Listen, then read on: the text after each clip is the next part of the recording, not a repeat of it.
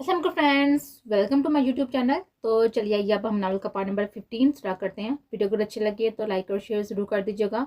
और प्लीज़ उसके साथ मेरी रिक्वेस्ट है कि जिसने मेरा चैनल सब्सक्राइब नहीं किया वो मेरा चैनल भी सब्सक्राइब कर दे। मैं मर क्यों नहीं जाती, अल्लाह जी प्लीज़ मेरी मदद करे, मैं सच्चे दिल से आपसे दुआ मांगती हूँ। वो रोते हुए बोल रही थी और हारिस से बचने के लिए उसने अल्लाह से मदद मांगी थी। वो चीख रही थी और वो दोनों हंस रहे थे उस पर। आशिर बाहर से गुजर रहा था और चीखने की आवाज़ सुनकर दौड़ते हुए लाइब्रेरी की तरफ आया था जहाँ पर बाहर से दरवाज़ा बंद था। आशिर ने जब दोबारा नस्वानी आवाज़ सुनी तो दरवाज़ा खोलते हुए अंदर दाखिल हुआ था और अंदर का मंदिर देखकर आशिर के चेहरे के तासरात अजीब हो चुके थे। माथे पर बर्फ डाले वो हारिस की तरफ बढ़ा था। हारिस का दोस्त मौका पाते ही वहां से भाग चुका था। आशर ने हारिस को एन से पीछे किया था और हारिस को मारने लगा था। कमीने इंसान, तुझे शर्म नहीं आती? एन रोते हुए खुद को कवर करने की कोशिश करती क्योंकि हारिस ने उसके दोनों बाजू खींच कर फाड़ दिए थे। दुपट्टा पता नहीं कहाँ था उसका। आशर जब हारिस को मारकर पीछे हुआ तो एन की तरफ बढ़ा था। उसे अपना जैकेट उतार कर दिया था, उसके कंधों पर फैलाई थी और एन आशर को देखकर उसके साथ लगकर फूट फूट कर रो दी थी। आशर ने उसके सर पर हाथ रखकर उसे चुप करवाया था। रिलैक्स एन, कुछ नहीं हुआ। रोती हुई एन को अपने साथ लगा लिया था और एन को इस वक्त कोई होश नहीं था। वो बस रोए जा रही थी। वो दोनों एन बोलते हुए फिर से रो दी थी। कुछ नहीं हुआ, सब ठीक है, तुम ठीक हो ना? आशिर उसे अपने सामने किए हुए उसके गल पर हाथ रखकर उसे रिलैक्स करने की कोशिश कर रहा था तभी पीछे आने वाली आवाजें सुनकर मुड़ा था। सर, ये दोनों ही तो यहाँ पर पता नहीं क्या करते फिर रहे हैं। जब मैंने और हारस ने को पकड़ लिया तो उस लड़के ने हम दोनों को मारना शुरू कर दिया। मैं तो अपनी जान बचाकर बाहर भागकर आपके पास पहुंच गया था, पर सर देखें, उसने हारस की का हालत बना दिया। हारस का दोस्त अपनी मन गांठ कहानी सुनाकर प्रिंसिपल को बोला था। हाशिर ने जब देखा कि यहाँ पर सारा हेड स्टाफ खड़ा है और आशिर और एन को गुस्से से देख रहा है। हमने कुछ नहीं किया सर, ये बकवास कर रहा है, उसने तो एन की इज्जत। वो बोलते बोलते चुप कर गया था और गुस्से से हार्ट के दोस्त की तरफ देखने लगा था। सर, ये सब इनकी कहानी है हमें फंसाने की। देखें आप इनको कैसे आपस में जुड़कर बैठे हुए हैं। वो उनकी तरफ इशारा करते बोला था जो कि आपस में एक दूसरे के साथ लगा खड़े थे। इस लड़के के बोलने पर आशिर जल्दी से पीछे हो गया था। नहीं, तुम हारिस को अस्पताल पहुंचाओ और तुम दोनों मेरे साथ मेरे ऑफिस में पहुंचो अभी के अभी। प्रिंसिपल इन दोनों को बोलते बाहर की तरफ निकल गया था। चलो तुम दोनों, शर्म मर गई है आजकल की लड़की लड़कों में। मिस नरमा इन दोनों को बोलते हुए एन को पीछे करते हुए मेरे साथ लेकर गई थी और वो रोते हुए उनके साथ खींची चली जा रही थी। इन दोनों के घर फोन किया है आपने? प्रिंसिपल इन दोनों की तरफ इशारा करते हुए हेड ऑफिस की मिस को बोले थे। जी सर, कर दिया है, बस अभी पहुंच रहे हैं दोनों के घर वाले। मिस बोलते हुए नहोसत से इन दोनों की तरफ देखने लगे थे। थोड़ी देर में हाजिर और जाबर अंदर दाखिल हुए थे। आप दोनों यहाँ? मुझे लगा बाबा आए होंगे। आज इन दोनों की तरफ देखता हुआ बोला था। नहीं, वो नहीं आई क्योंकि अमन हवेली है तो उसने मुझे जाने को कहा था, इसलिए मैं उस जाबर को लेकर आ गया हूँ। हाजिर सामने देखने के बाद उसको देखते हुए मुहातब हुआ था तभी एन के वालिद भी अंदर दाखिल हुए थे। एन उनको देखते हुए उनके गले लगकर फुट फुट कर रोने लगे थे। प्रिंसिपल ने दोनों को पूरी बात बता दी थी। आयशा ने लब बीचे हुए थे और एन फिर से रोते हुए नफी में सर हिलाने लगे थे। बाबा, मैंने कुछ नहीं किया, सब झूठ है। इन दोनों लड़कों ने मेरे साथ जबरदस्ती करने की कोशिश की थी बाबा। वो झूठ बोल रहे हैं और प्रिंसिपल सर भी उनके साथ हैं। बाबा प्लीज, मैंने कुछ नहीं किया। आशा ने रोते हुए एन को देखा था जो कि हमेशा बोल्ड और कॉन्फिडेंस होती थी, आज तो कोई और ही लग रही थी। बड़े बाबा, सब बकवास है, वो जबरदस्ती काटते, मैंने बस इनकी जान बचाई है और कुछ भी नहीं। ऐसा वैसा नहीं है, आप जावर से पूछ लें, आज तक हमने ऐसा काम नहीं किया, अब क्यों करेंगे इस तरह का काम? आशा गुस्से से प्रिंसिपल की तरफ देता हुआ बोला था। आप मेरे साथ 1 मिनट बाहर आएंगे, मुझे आपसे बात करनी है।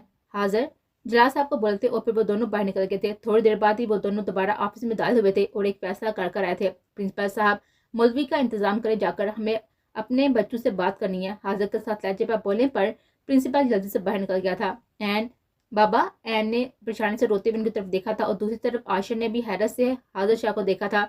इस सब में चुप सिर्फ जावर शाह था जो कि सब खामोशी से देख और सुन रहा था। बेटा, मेरी बात समझने की कोशिश करो, अच्छा है तुम दोनों के लिए, वरना कल को तुम दोनों को टारगेट बनाया जाएगा। जलाल रोती हुई एन को समझाते हुए बोले थे। नहीं बाबा, मुझे नहीं करना, प्लीज बाबा, आप बोल रहे थे ना कि बाहर पढ़ाई करने चली जाऊं, मैं चली जाऊंगी, मैं यूनिवर्सिटी छोड़ दूंगी, पर नकाह नहीं। बाबा ऐसा मत सोचे, प्लीज बाबा, ऐसा नहीं चाहती मैं। एन रोते हुए जला को हाथ पकड़कर बोले थे। राशन ने गुस्से से गहरी नजर से देखा था। बाबा, मुझे किसी की हमदर्दी नहीं चाहिए, आप क्यों नहीं समझना चाहते मेरे साथ गलत हुआ है और आप मुझे बेकसूर को सजा दे रहे हैं। नहीं चाहिए मुझे किसी की हमदर्दी, सुना आपने?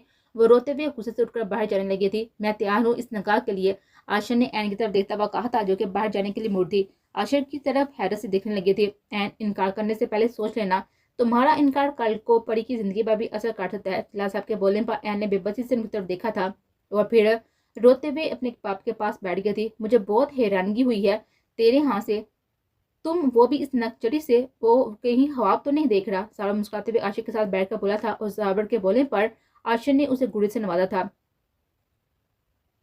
वैसे अच्छा है, इस तरह मैं परी से भी तो मिल सकूंगा। वाह, मजा आ जाएगा तेरे निकाह से, कोई तो अच्छा काम हो रहा है ना। जावर मुस्कुराते हुए सोफे के साथ टेक लगाकर बैठ गया था। बड़े बाबा आपने बुलाया? तभी अंदर असलान और शाहजाद दाद हुए थे। मैंने ही बुलाया है। और फिर आशिर की तरफ देखने के बाद सारी बात उनको बता दी थी। आशिर मेरे साथ बाहर आओ जल्दी। असलान ने बोलते हुए बाहर निकल गया था और पीछे पीछे शाहजाद और जावर भी इन दोनों के साथ निकल गए थे। जो फैसला किया है अपनी मर्जी से किया है तुमने, कल को ये ना हो कि अपनी जिंदगी के साथ साथ इस लड़की की जिंदगी के साथ भी खेलो तुम। असलान उसकी तरफ देखता हुआ सरत लहजे में बोला था, लाला कोई मुझ पर जबरदस्ती नहीं काटता, मेरी अपनी मर्जी है। अच्छा है, शादी किसी ना किसी से तो करनी थी ना, चाहे वो अब ऐन ही क्यों ना हो। आशिक कांधे उचकाकर बोला था, वाह क्या ख्यालात हैं आपके। अजलान ने शाहरुख देते हुए गुस्से से वहां से चले गए थे। मेरी बात याद रखना तुम, उस अंदर बैठी लड़की को मेरी बहन समझना। अगर एक भी आंच तुम्हारी वजह से आई तो जानते जाओगे तुम, बड़ा आया हीरो। शायद उसे घूरते हुए बोला था और वहां से अंदर की तरफ बैठ गया था। अल्लाह तेरा शुक्र है, जो भी हुआ मेरी बेटी अच्छे लोगों में जाएगी। जलाल साहब जो कि फोन सुनने के लिए आए थे, शाहजाद की बात सुनकर मुस्कुरा दिए थे और फिर मुतमीन से अंदर चले गए थे। अब वहां पर ऑफिस में एन की मिसेस जलाल और जलाल साहब के साथ ही रामेश परी सभी मौजूद थे। एन बेतासा चेयर से सर झुकाए हुए बैठी थी। थोड़ी देर में ही वो एन जलाल खानजादा से एन आशा शाह बन चुके थे। हम जल्द ही अपनी बेटी को लेने आएंगे हाजिर। और एन से के और परी के सर पर हाथ रखा था। हाय एन, इतने लोग हैं तुम्हारे ससुराल में यार, सुना है ये तो अभी थोड़े हैं, इनकी फैमिली काफी बढ़िया, तुम तो बर्तन धोते धोते आधी हो जाओगी। परिणा साहब की तरफ देखा था और शायर से एन की तरफ देखकर बोले थे, हमारे घर में बहुत सारी काम वालियां हैं एन, को यहाँ आपको जरूरत नहीं पड़ेगी बर्तन धोने की। जाबर जो कि एन के सर पर हाथ रखने के लिए आया था, पीछे की बात सुनकर एक आंख दबा कर बोला था और एन के सर पर प्यार से हाथ रखकर उसे दुआ देते हुए एक नजर पीछे की तरफ देखा था, जो कि येलो रंग का कुर्ता पहने हुए, साथ ही जीन्स और गले में मफलर और आंखों में ग्लासेस लगाए हुए जाबर क्यूट सी मासूम सी बच्ची लगी थी। और उसके बाप हम स्टार्ट के साथ उससे बोला था और फिर वहां से चला गया था। प्रीशी उसकी बात समझकर अपना हल्क तर्क करके रह गई थी। उसे जावर और उसकी बातों से खौफ महसूस हुआ था। बार बार सबने एन के सर पर हाथ रखकर दुआ दी थी और एन बेतासा चेहरा लिए बस अपने हाथों को देख रही थी। क्या से क्या हो गया था उसकी जिंदगी में एक दिन में। और मिसेज जलाल के साथ लगाने पर एन रोने लगी थी। मामा मैंने कुछ नहीं किया, सच में मामा मेरा यकीन करे। एन रोते हुए हिचकियों से बोल रही थी। हमें तुम पर यकीन है एन, हम सबको तुम पर यकीन है। रामेश मिसेज जलाल और जलाल साहब उसके पास उसे अपने साथ लगाकर बोले थे, बेटा ये सब बस हमने लोगों के मुंह बंद करवाने के लिए किया है। बहुत जल्द आपको हमारी फैमिली में सबके सामने इज्जत के साथ लेकर जाएंगे, आप परेशान मत हो, हमें अपने बेटे और आपका पूरा यकीन है। हाजिर के सर पर हाथ रखकर बोला था, चले हम चलते हैं अब, बस हम जल्दी आएंगे अपनी अमानत लेने। हाजिर जलाल साहब से गले मिलकर बोले थे और जला भी मुस्कुरा दिए थे। पता नहीं किस चीज का गम बना रही है, इतना हैंडसम लड़का मिल गया और ये है कि रोने ही खत्म नहीं हो रहे। आशा ने एन की तरफ देखा था जो अभी भी मिसेस जलाल के साथ लगी रो रही थी। देख लिया तो घर चले, फिक्र मत करो, थोड़े दिन बाद तुम्हारे पास ही होगी, फिर जितना दिल करता है देख लेना। हाजिर उसे बोलते वहां से चला गया था। मेरी बात सुन लो तुम सब, अब भी घर किसी को भी कुछ पता नहीं चलना चाहिए। हवेली वाले आ जाए फिर सबको बताएंगे। और फिर जब नकाह सबके सामने साथ ही आशा की रुखती हाजिर उनकी तरफ देखता हुआ बोला था, क्या मामू बड़ू को छोड़कर छोटू की रुखती? वाह जी वाह। शाहजहां मुंह बनाकर हाजिर की तरफ देखता हुआ बोला था, तुम शुक्र करो तुम्हारा नकाह भी काट हैं, वरना तुम जिस तरह के हो ना, अबीर तो नकाह के लिए ही नहीं मान रही थी। हाजिर उसकी तरफ देखता हुआ मुस्कुराते हुए बोला था, जिसकी किस्मत में पहले से उसका पहले ही होगा ना बच्चे, तुम सब्र रखो। हाजिर मुस्कुराता उसका कान थपा कर बोलते हुए गाड़ी की तरफ बढ़ गए थे। तुम लोग अपनी खीखी बांध रखो वरना मुंह तोड़ दूंगा। शायद इन तीनों को हंसता हुआ देखकर बोलकर वो चला गया था। पीछे इन तीनों का क्या गूंजा था। आशा ने देखा था एन अपनी गाड़ी में बैठ रही थी और आशा का सारा ध्यान उसी की तरफ था। इसी वक्त एन ने भी उसकी तरफ देखा था और फिर नजरें फेर ली थी। उसकी नजरें फेरने से आशा ने गुस्से से मुठ्ठियों को बिछा था। जावा की नजर भी अपनी परी पर थी जो एन को बैठाकर अब खुद बैठ गए थे। चल शहजादे घर चलें, कल हवेली जाना है। जावा उसका हाथ पकड़कर उसे अपने साथ लेकर गया था। सब अपने अपने बैग तैयार कर लो, फिर कल हवेली के लिए निकलना है, अब जल्दी कर लो। हाजिर सब लड़कियों को बोल रहा था जो अपना सामान फैलाए बैठे थे। उफ बड़े बाबा थोड़ा आराम कर लेना, ये न हो कि आपका ब्लड प्रेशर बढ़ जाए। मैं हंसते भी हाजिर से बोलती जो कि सोफे के पास खड़ा सबको हदायत दे रहा था। मैं कोई बुरा थोड़ी हूँ जो मेरा बीबी बढ़ जाएगा। हाजिर मुस्कुराते हुए महक की तरफ देखता हुआ बोला था, हाँ ये जो जवान काल के छोटे से लड़के हैं ना, उनकी उम्र और अजलान की उम्र में कोई 10 साल का फर्क है। प्रिया तनजिया लहजे में हंसते हुए बोलते, बेगम बेगम आलिया, फर्क तो नहीं है पर लगता इतना ही है। बहुत हैंडसम हूँ मैं अभी भी, बहुत सी लड़कियां मरती हैं मुझ पर।